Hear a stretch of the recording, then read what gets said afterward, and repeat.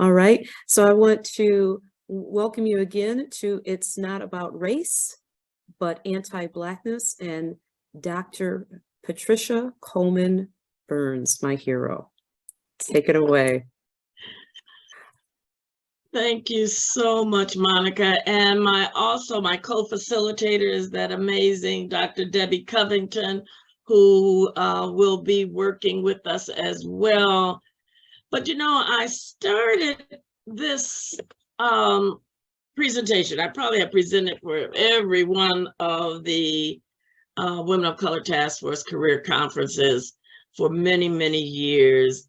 And I'm always amazed at how a moment can turn into a movement, how the themes are important and how they continue to grow. So this particularly is a focus on staff, whether you are a staff of color or a manager of staff of color, of people who are identified as Black, but this is for you. So our agenda is clear. We're going to start with some guidelines of engagement. We're going to look at, as you can see, the history of the issue of Blackness in these United States. I do want us to focus because the empowerment comes from you being able to inform your own unit's DEI 2.0. So if there's something that has occurred in this session of the conference, please make note of it. I know it's for personal growth. We call it our own growth and advance and succeed, but we want to make a change in the units in the university that we work in. So first, what I want to do is to engage for you some of the points I have. Thank you, Grace, for making this slide in her presentation. I will not try to pronounce the names, but it is in recognition on the land on which we find ourselves, a people who have been here for 10,000 years. And thank you, Grace, also, and Grace is here in this space, for acknowledging the labor of enslaved Africans and to focus on what that history has and does mean. So thank you, Grace.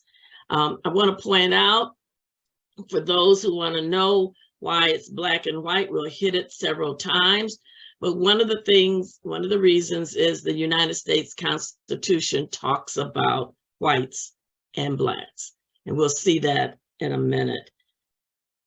Now, what I want you to do is to start by looking at how we're going to show up in this space. This is something that we do over in the School of Nursing. And Monica has told you, let's stay engaged, own your own impact, because things you say, the places you've been, the power that you represent, positionality, be as vulnerable and as open as you can when we break out into the breakout groups. Make sure that everyone is heard. Address ideas and not people. Be generous to others and to yourself. We process and we speak differently. And so honor silence if that's what it takes.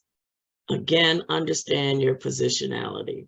We want to walk away with you taking care of yourself, but equipping you to make a difference in this university, in your lives, and actually in the world. I know that's scary, but we can do that.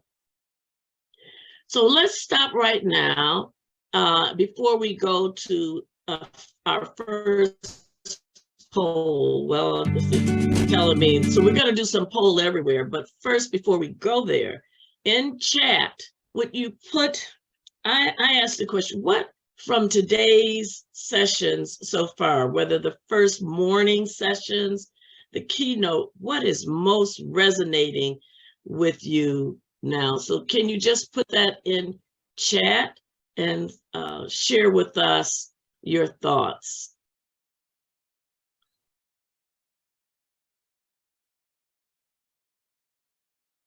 the value of authenticity. And yes, thank you, Grace. A more holistic approach. Deb, jump in if you see something showing that authentic self is resonating, the experience of joy, the concepts of togetherness and belonging. I don't know about you, but I am so proud of the Women of Color Task Force and the journey that we have been on. And as I put it in one session, the audacity to talk about these things when people all across this nation are shutting these kinds of dialogues and discussions down.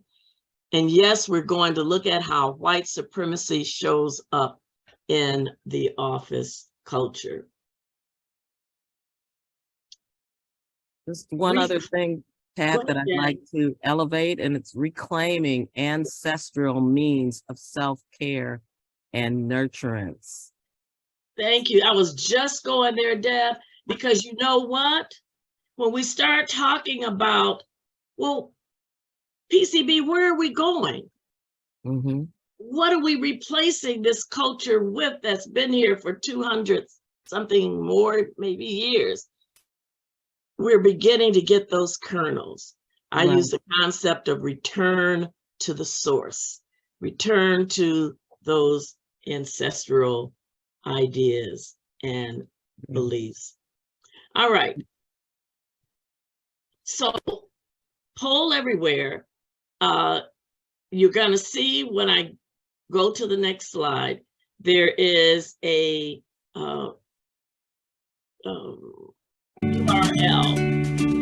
I'll skip this because you can just see, you'll see it on the poll. So it says respond at, and it gives you the URL. You can do it on your phone or whatever device, or if you feel more comfortable, you can jot it into chat. But maybe in 2 or 3 words, because it shows up here. What would you most like to get out, walk away from this session having achieved?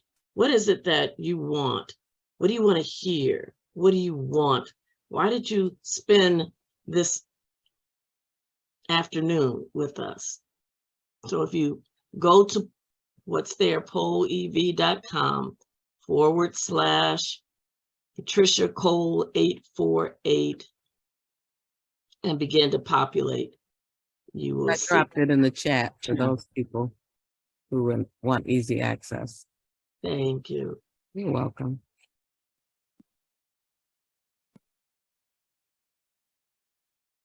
You want to read what's in chat, if there's anything there? Oh, there we go. What is the meaning? What is the importance? Anti-fight, solidarity, awareness. These are one allyship.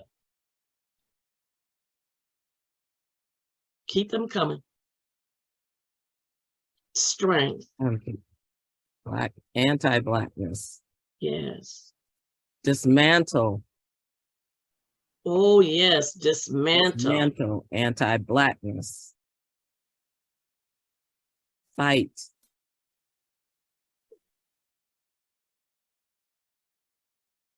Ally awareness, absolutely. Beautiful.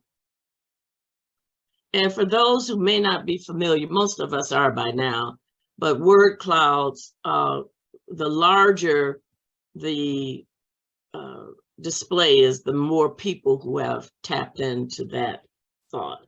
Right. So seems like anti-Blackness is a very central theme here, and dismantling it. Solidarity. Some of us want to know how to become allies. Some of us want to make sure that there's some advocacy going on in the workplace. There's deeper learning for us. there's significance. We want to increase awareness. We want to bring authenticity into this, and how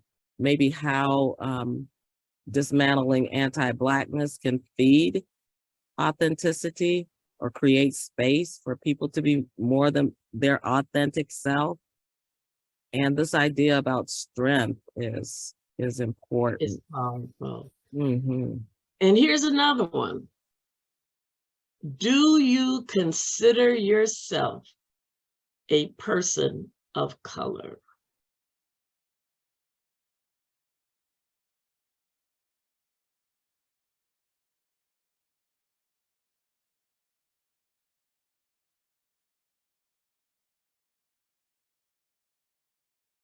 Because sometimes we use the words interchangeably, right? Some of the concepts that we're going to look at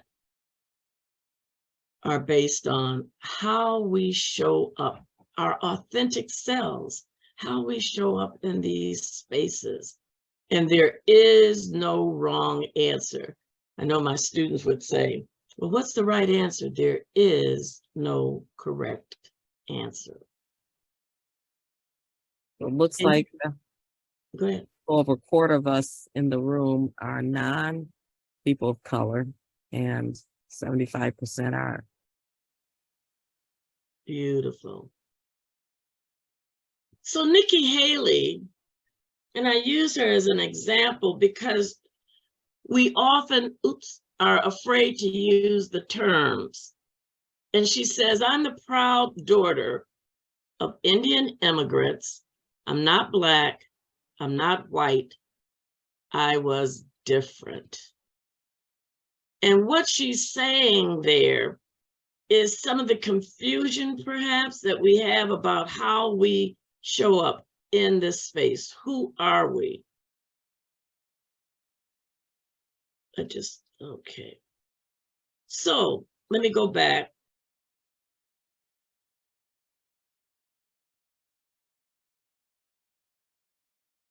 It didn't show. So here's another one, another poll for you. What is your race?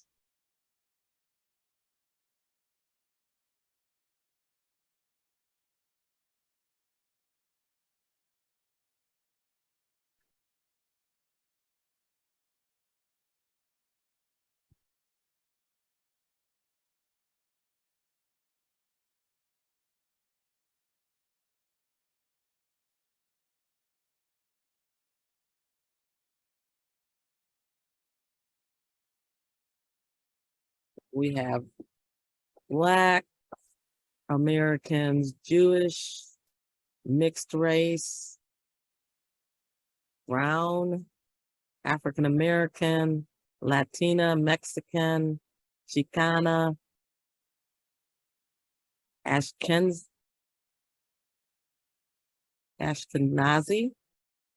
Southeast Asian, ethnicity, Mexican, MENA,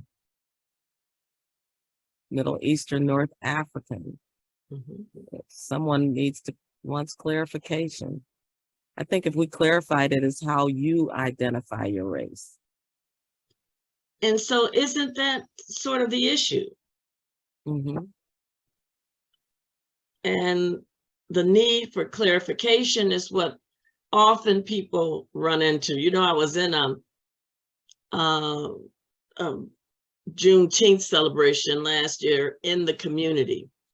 And these young folk, fourth graders, third graders, they wanted to know. One was from Southeast Asia. And her question was, am I Black or am I white? And so some of that confusion we want to explore and look at. So Monica, we're going to go into Zoom rooms now. And the question is going to be, does race matter? Why or why not? So there'll be about 3 or 4 of you in a room, a nice number, and make sure you introduce yourselves. You will automatically be moved into a room. Introduce yourselves. Talk about this confusion. Does race matter? Why or why not? And then near the end, maybe around with a minute or so left or somewhere in the middle, make sure you choose a spokesperson so we can share some of the best ideas or some of the ideas that you want to share. So Monica, you want to put everyone in a Zoom room? Okay, yep, here you go. I've got the 13 rooms created, so.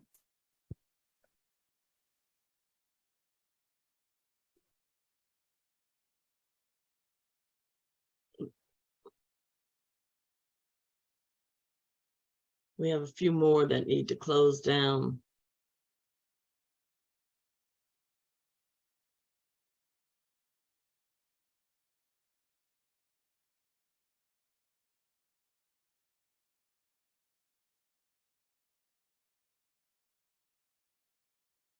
So I understand, Monica, there were 23 breakout.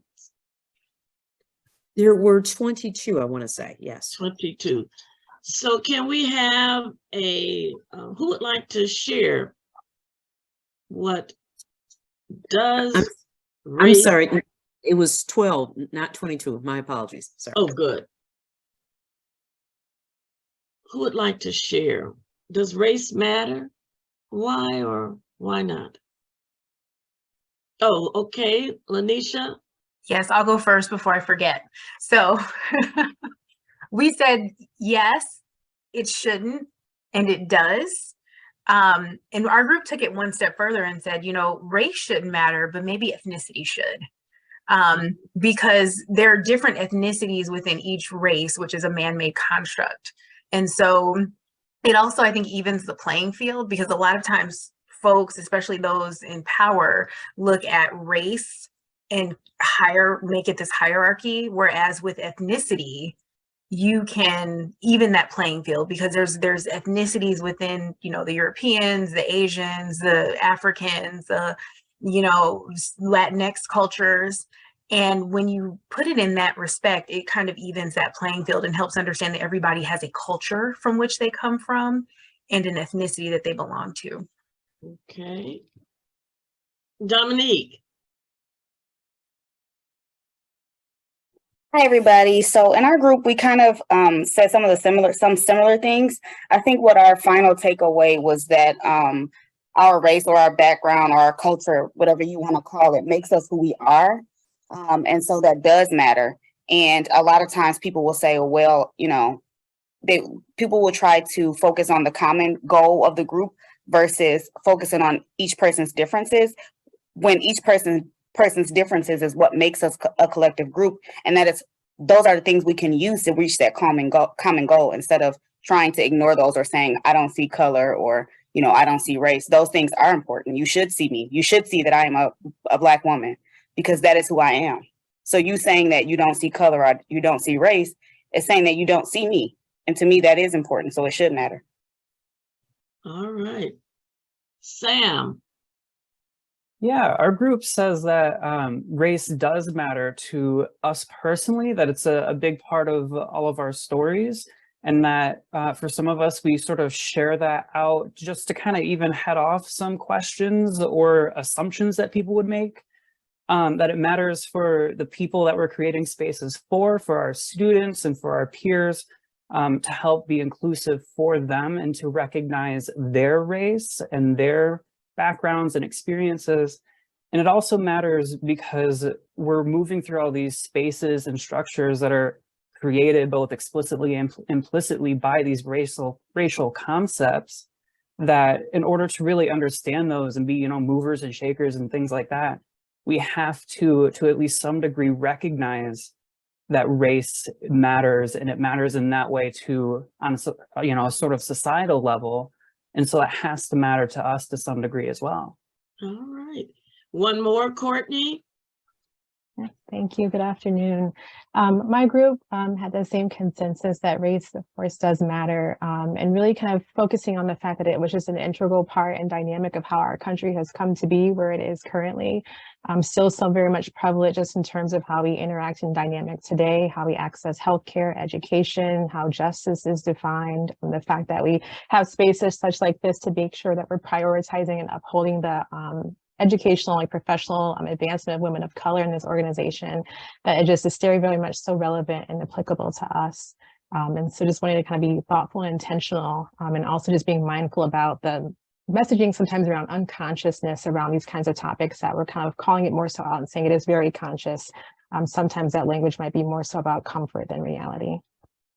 All right, we're going to move on, or I won't be able to share with you my thoughts.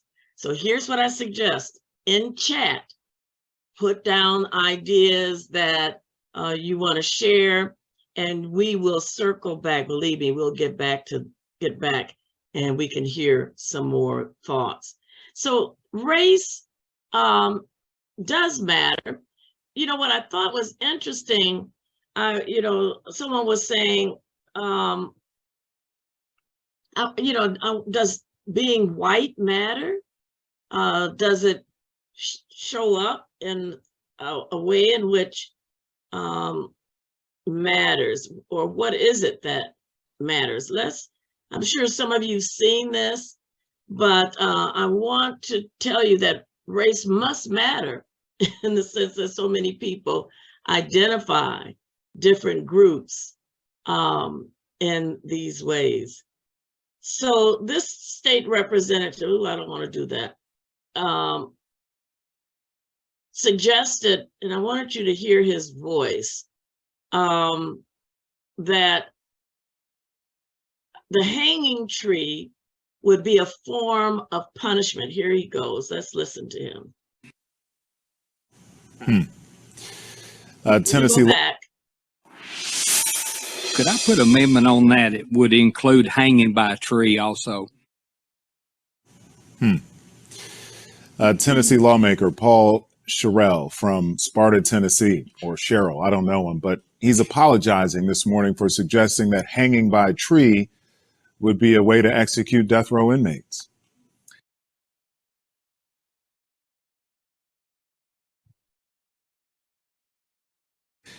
The debate came after several failures involving the use of lethal injection by the state during a meeting on Capitol Hill. President of the Tennessee State Conference of the NAACP called the comments beyond disgusting. Sherrill apologized in a statement released from the House Republican caucus. He said, "I regret that I used very poor judgment in voicing my support of a colleague's bill, and my exaggerated comments were intended to convey my belief that for the cruelest and most heinous crimes, I sincerely apologize to anyone who may have been hurt or offended."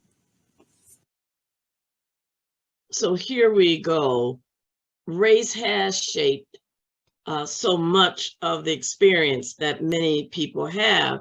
And the focus of this particular session says, yes, it has, but there's something very insidious about the experience of race in the United States.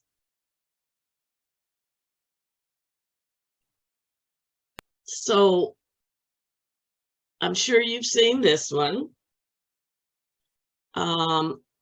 It gets at the core of why we have to look at this question. So we see that this morning, hundreds of newspapers are stripping their pages of the widely syndicated comic Dilbert after this live stream by its creator, Scott Adams. So if nearly half of all blacks are not okay with white people, according to this poll, not according to me, according to this poll, that's a hate group.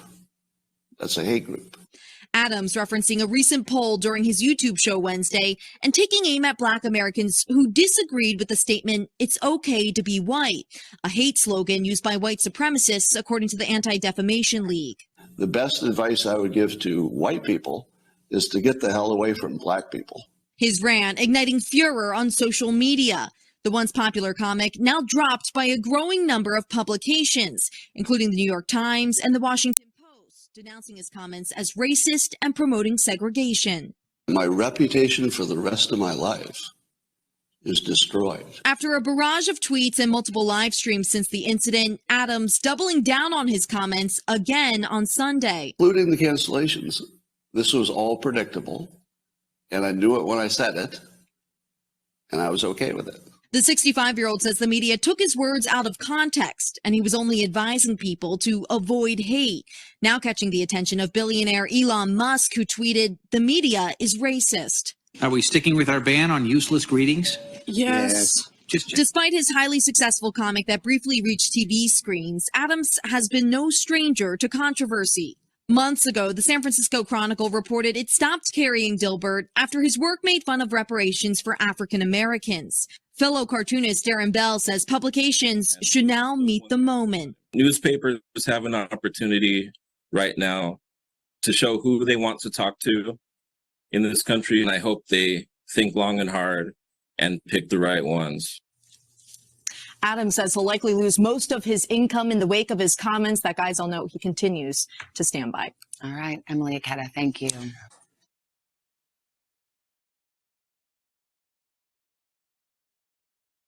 So here we have an example of why race matters, because it is often weaponized against people and also weaponized against us for those of us who experience our workplaces. And so it's important to look at what it is that we're talking about. So there's this piece of us embracing our culture. We love our culture. And then there's something else that we have to look at. One of the things that I did, if I can get, was to begin to look at this question that before we called it DEI, there was the Negro question. And this is Einstein. And Einstein was amazing in looking at how to define racism. And he particularly points out anti-Blackness. Yeah, race is a social construct used to group people, often based on physical appearance, social factors, and cultural backgrounds. And so I ask, so if race is a social construct, then what is whiteness constructed of? What is the construct of whiteness? What is the construction, thanks grace, of white supremacy? What's the purpose of these constructions? And why does the US start as early as 1850 in the first census as dividing the nation into Black and white? And I use this because often those who want to embrace their cultures keep asking the question, why is it a Black or white issue?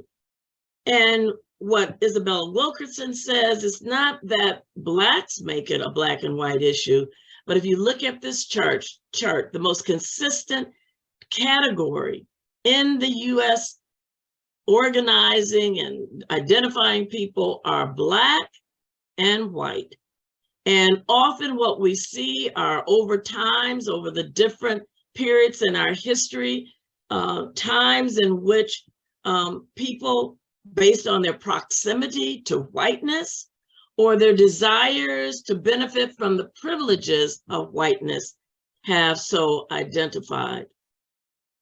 And even the concept of ethnicity is problematic, or can be, when we're dealing with still a history of race. So you can be Hispanic and be white or Black or any of the other various designations. And so we really have to look at what is it that we're talking about when we are examining these concepts.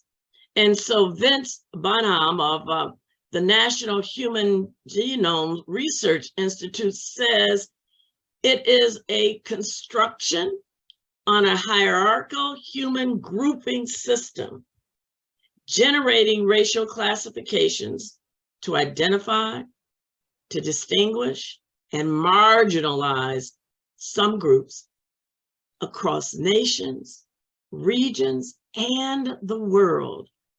Race divides human populations into groups, often based on physical appearance, social factors, and cultural backgrounds.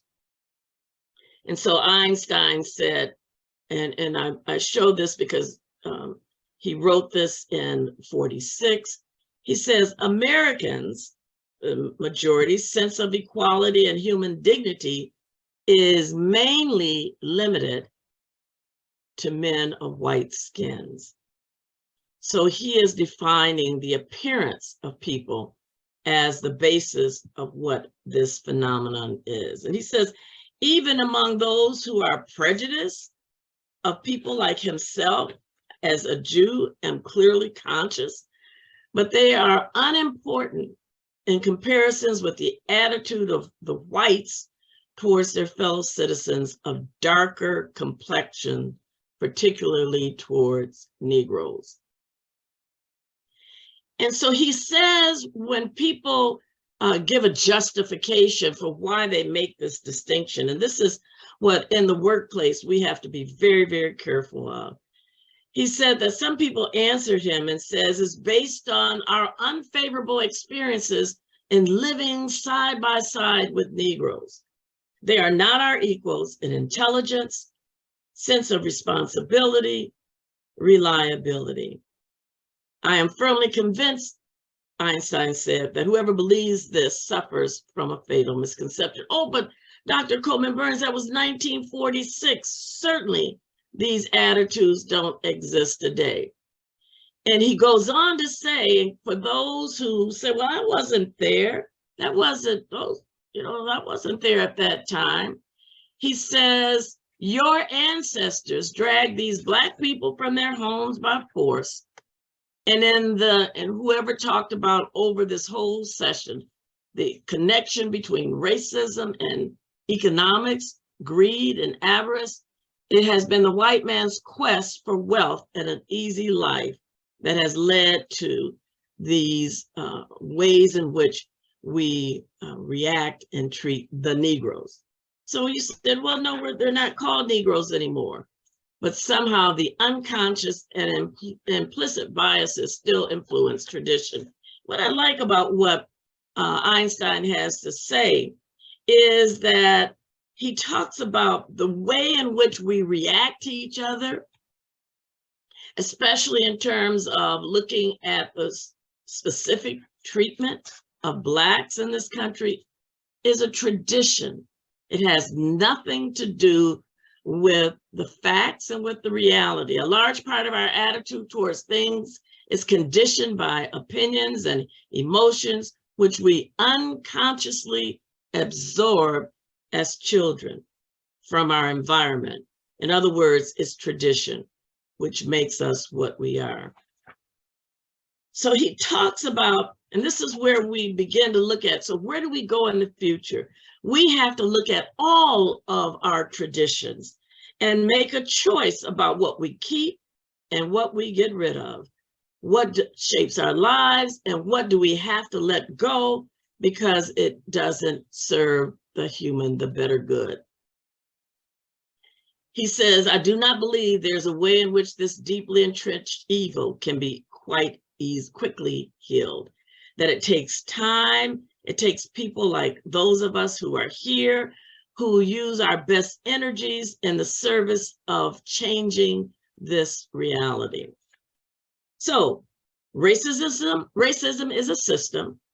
It has structures and policies and practices and norms that assign value and determine opportunity. And so what we as staff, and I'm a staff faculty, experience often comes from more than the appreciation of the cultures in which we were raised in and the values and all of the things that make us who we are, but a structure that devalues some of us and opportunities are not afforded to all of us. Now, remember what all of this is about is here is a conference on women of color in the Academy Task Force and our career pathways, getting ready for DEI 2.0, informing us and equipping us in ways in which we can say, these are the things that we need to look at and acknowledge as we move forward. We know that it has its mental and physical ramifications of folk who find themselves at the expense of these ideas. So again, why is this important? The picture up in the upper left hand shows that even engineering, and Debbie is here, you know, if you look at your watch, the research is showing that the LED green light I didn't get that. Could you try again?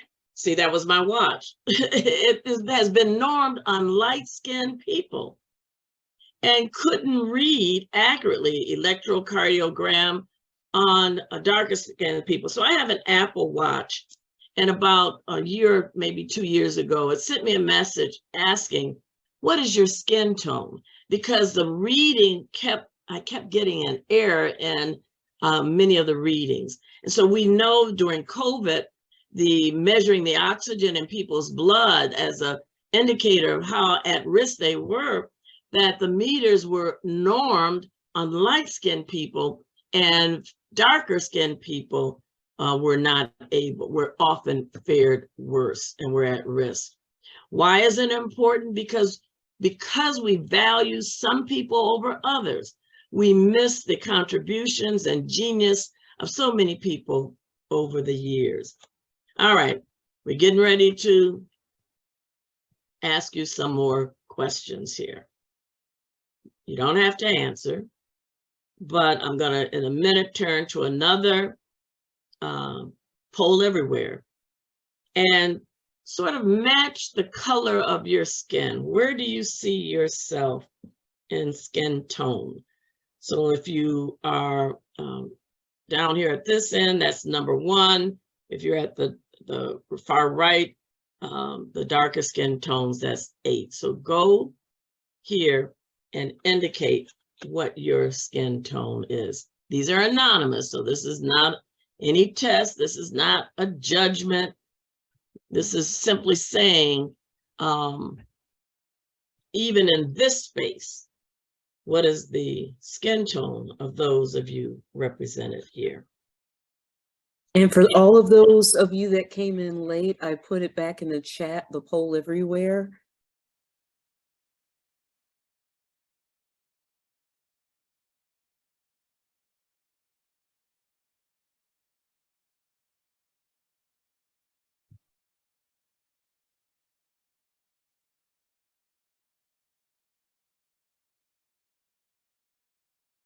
So just a little more.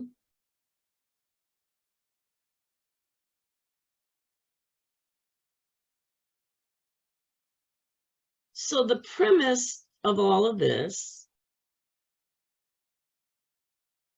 is that darker skin tone women are more likely to experience racism at work. The closer we are to the fairer skin tones tend to indicate in the workplace our experiences with racism, or even hiring, or even promotion. So as we move to DEI 2.0, we need to be conscious of this. The researchers assessed the experiences of those within multiple, so they looked at all of the intersectionalities. They examined racism and skin tones and colorism and texturism and cis-sexism and heterosexism. The major findings were that 51% of the women from marginalized racial and ethnic groups experience racism in the workplace. And skin tone was a pervasive issue, and those with darker skin tones were more likely to experience racism at work. Trans and queer women also likely to experience racism compared to cisgender heterosexual women. And you can imagine the darker the skin of a trans or queer woman, the worse or the greater the experience of racism. Now, just in case we think, well, it is very specific to the United States, but this anti-Blackness is global. That people look at, and in fact, you will see, we've talked about it in many places, the pressure to straighten the kinkier hair, that the more Afro-textured hair, we even know that in some places, the notion is that it's not as professional. And Grace was beginning to talk about that in her workshop. And so the idea and the pressure to conform to ideations of whiteness can be very painful. We also see, and many of us have experienced, either the invisibility of who we are or the hyper visibility.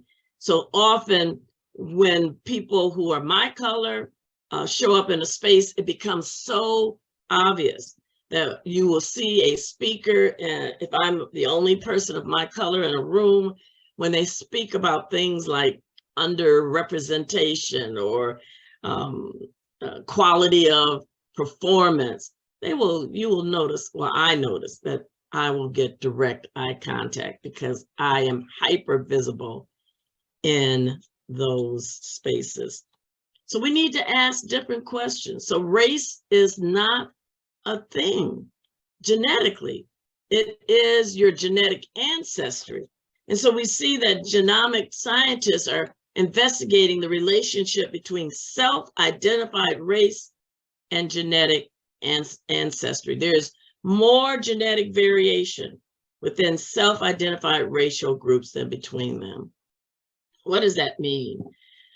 You know, I often explain the fact of, whether there's hypertension or any of the chronic diseases, that because of segregation, because of miscegenation laws, that the descendants of enslaved Africans married other enslaved Africans. And so what you see is an genetic ancestral pattern as opposed to a race, because race is culturally structured.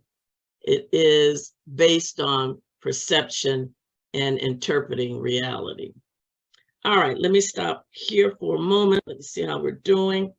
So my thought is in here, if all of this is a social construct, how do we move forward?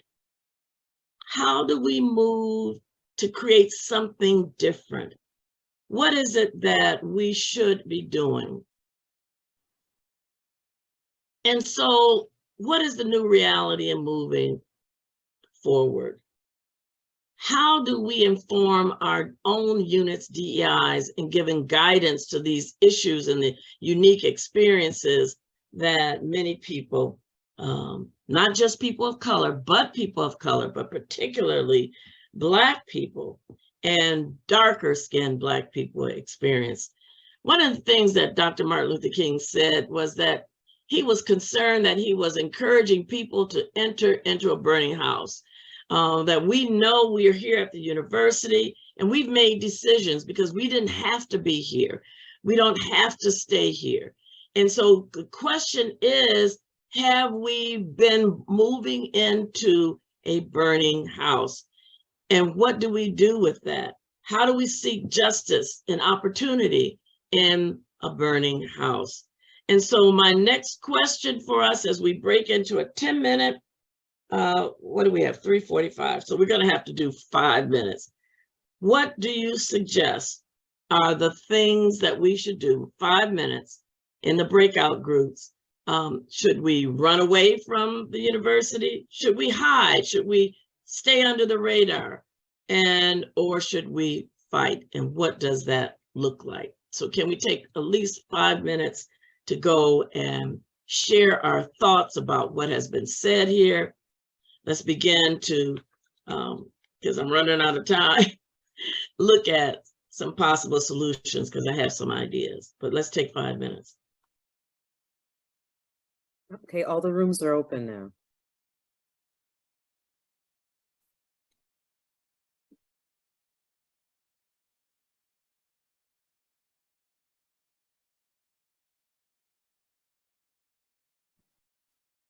I'm not getting an option to join a breakout room. Okay, My internet went out and I had to drop from the call and I just rejoined. Okay, I'll add you to one. Thank you. Yep, no problem. Would you add me to 12? You please? might want to, you want to go in? Okay. Oh, okay. Debbie, I think you're in one. You want me to move you I to? was in 12, and I Oh, you were in 12? missed my Okay. moment. Okay. It says you're in 12 now. How could I be in 12 and I'm here? So Yeah. move her to something. Oh, I and can then move her join. I again. found it. I can join it now. Okay, good. Yeah. Okay. And then Jane, I'm going to move you to one as well, unless you want to stay here. And we really need to watch the time. This time I didn't start it last time. Okay. I'm moving you, Jane, to room 11. And then Ellington, how are you? Let's see. Ellington is left. fine. Okay, he's good. Okay, good. Okay, so we're good. Okay, perfect. So what time do you want me to bring? So we have 4 minutes and 51 seconds left. Okay, sounds good. Never enough time. No, not with your topics. You've got great. Oh my God, I could listen to you talk all day, literally. Oh God. So we do want to hear from them. But I do want to end with these really hard-hitting suggestions. So I will. Okay.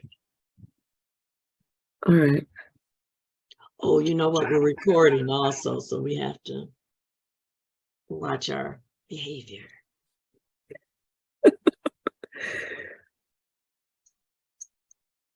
I'm tracking my son. He should be coming in the door any minute now. I was tracking him. You have that Find My. Right. So Find My, yeah. Yeah, my sister I have one on her, she has one on me. Right. So I'm like tracking them because I'm like, I'm looking outside and then I'm tracking and I'm looking outside. I'm like, oh my gosh. Yeah. Is it a lot of snow there? It's just steady here. So it's steady, it's coming down. It looks like it's just now sticking a very, very little bit, but it's starting to cover like very lightly. Yeah. But I still wanted him to get in. So according to this, he's on Willis Road in Ypsilanti, which means he's right down the street. So good. I could take a sigh. I know. I mean, I know he's 20, but he's, I don't trust any. 20. Oh my, yeah. You want to keep an eye on him? Yes. I mean, he's been driving for a couple of years, but not too much on snow. So I'm always reluctant. Like, okay, do you know what to do? I mean, it's like, oh my God. Absolutely. Absolutely. Yeah. Where was I? Oh, and these young people, they were like 20. Oh, I know. I was getting my hair braided. And they were, I shouldn't do this on Zoom. It's being recorded. Okay. We can wait. We have the process out at 3:45. So at 3:45, I'll be multitasking by hugging my child because I haven't seen him in a while. And going and I had to go get the grands. Right. So I'll be in and out of the debrief. I couldn't sleep last night. I got up at 7 o'clock because I was hoping that all my presenters were okay. And I was just, hoping everything was running right. So, I don't know why, I like this format that we do the conference this way with a summer luncheon. Lauren Clark, in Yeah, I know minutes, so- Lauren. She used to Okay. work for me. Yeah. Okay, good. Okay, I just added her, admitted her. Hi, You want to tell them they have about a minute left? Yeah, I'll let them know. Lauren, did you want me to put Lauren in a group or? I don't know, Lauren, did you want to go in a group? It's only a minute left. I'm okay. Thanks. Yeah. You're okay, okay, okay, great.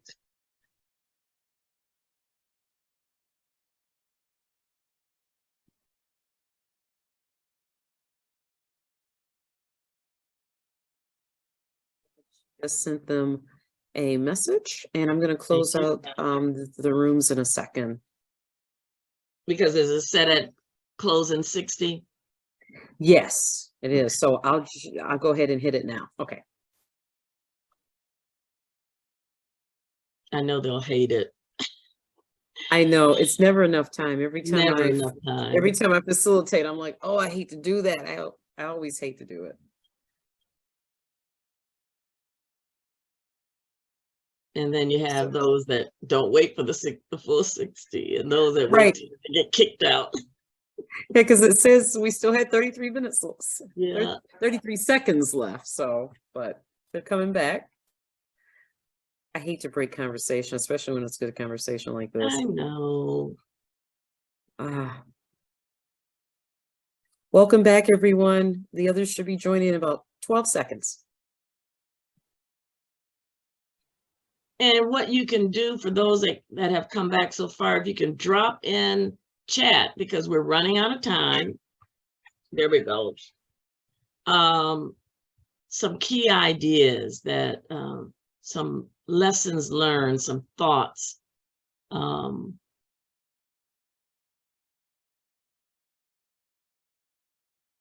Yeah. Thanks for joining us. It was good having you here.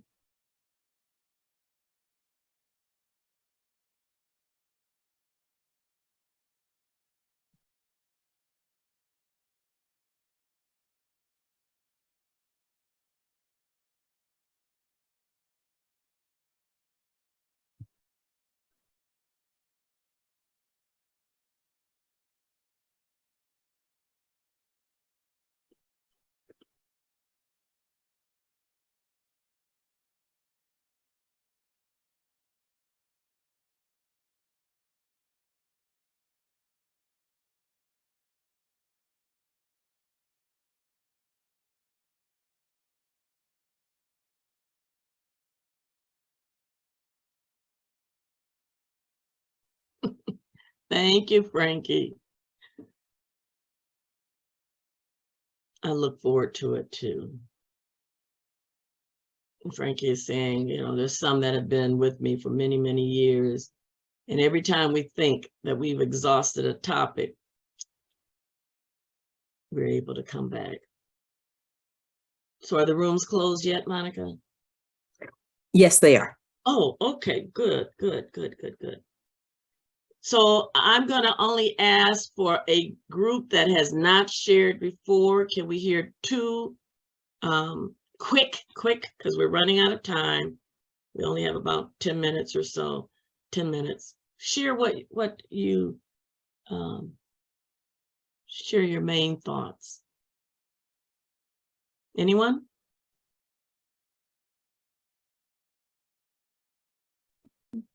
I can share.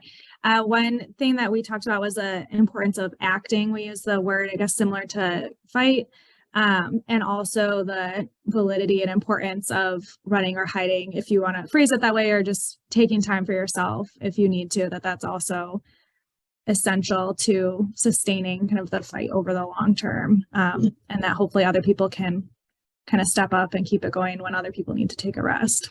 Great. In the beginning, we talked about taking care of ourselves, right? And having each other's backs. One more response, and then I'll give you some suggestions as we get ready to close out. Okay.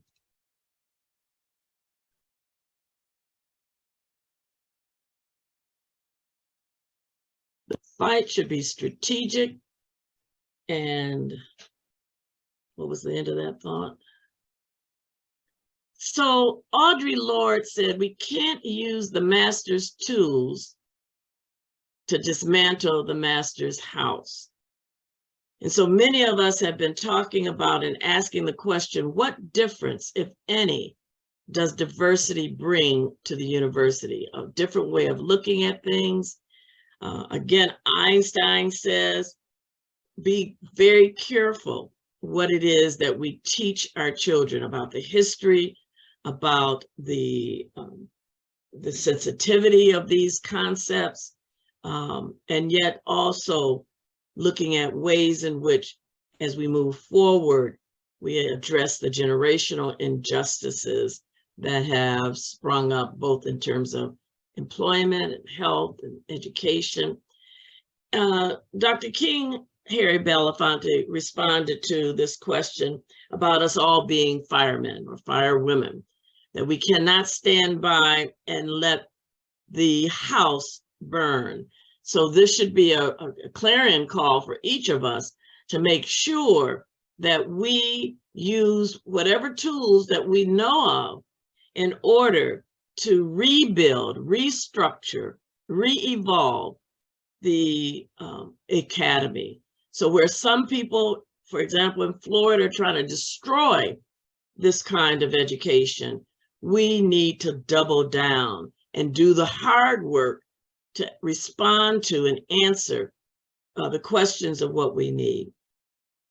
So it says we need to make sure that in the DEI agendas 2.0 that we're investing in educators and speakers like we've had today. So awesome, consultants and practitioners whose work centers on these very specific forms of oppression and marginalization. This was in the Catalyst study when looking at how race and skin tone disproportionately affects people on the basis of their skin tone. Investing in those who are part of the communities that their work and education is focused on. So often we hire people to talk about these marginalized persons, and we really should hire the people themselves. For example, enlisting the help of a person that has never had the personal experiences with racism, but instead had to learn about it through a book. Those are not ideal people to lead and educate your workplace about racism. Bring in speakers who can speak to issues like colorism and the Black trans experience. Stop gaslighting. Darker skinned women have consistently shared their experiences with marginalization, misogynoir. Misogynoir means extreme hatred of Black women, and colorism, but they are often silenced and ignored and erased from the conversation. Sometimes darker skinned folk who bring up colorism are called out for being divisive. We know that's a tactic of the opposition. And many of us have been called angry Black women. And what we're pointing out is that race is a social construct that has been institutionalized and policy structured over many, many decades, and that it has consequences, and that those policies and procedures are often showing up in our units, in our workplaces. So give darker skinned employees a megaphone. Well, are you creating another category of people? Well, that is the reality, that being closer in proximity to whiteness is not an option in terms of how we value people. This is the challenge for 2.0, making sure that these are systemic changes that we're addressing, both in hiring and the promotion process, and train leaders on these specific types of biases that impact workplace discussion. I want people to understand this issue of race and colorism, because we often don't realize, or maybe aren't aware, that people choose to identify often in whatever ways they want to. or can. But some folk, you know, let me stop sharing here and tell you this. How many minutes do I have? So some of us cannot not disclose our race or color. There's no way that I can say, oh, I'll just identify as a white woman. No way. However, there are folk who, whatever whiteness is, and I point this out because is whiteness based on a land? You know, is there a white land? What is it based on? It's something that we see has been constructed. And so clearly, if I can pass for white and choose to do so, that your valuing or devaluing of me is off. It's based on what? It's based on perceptions of who I am. So let's stop that. The other issue for me is and I've said this for the 20, 30 years I've been here, am I counted in the university as a woman or as a Black? How do you know specifically what my needs are, what my contributions are? And I often think of this book by Gloria T. Hull and Scott and Smith. All the women are white and all the Blacks are men, and some of us are brave. What is the unique experience that I might have as a descendant of an enslaved African? So I want to thank you for your time. We have a few moments. I think we have 4 minutes if there are any questions. I did want to share what I shared in the chat. Thank you, Debbie. In order for us to move forward in to change this racial hierarchy and racial imbalance, we have to engage white males. And that is a huge missing piece from our DEI plans that we might want to consider adding. I dropped in the chat a link to Michael Welp's website. It is the organization is called White Males as Full Diversity Partners. Check that out and the work that he is doing with white males around DEI issues, because if we notice that DEI is dominated by women and men, typically of the LGBTQIA+ community. So until we have white males at the table helping to in this fight, I think we're going to often end up in the same place. Thank you. And go ahead. I have a question between what Debbie had mentioned and Patricia, what you had mentioned earlier, where we would like to, I guess, have people with lived experience. So I wanted to see, I understand where the white male presenter would come in, or I guess, where's the balance between that, if that makes sense? So his work is for white males. So it's white males who are conscious about the issues and want to change, speaking to white males. So there are, there are people in our circle, they're here today, who have challenged these ideas around their own identity. There are people who refuse to identify as white. You'll often hear them say, my Irish background, or I'm Polish, or I'm from Southeast Asia, as opposed to allowing the moniker of whiteness to be their label. So it means looking at our authentic selves. Who are we?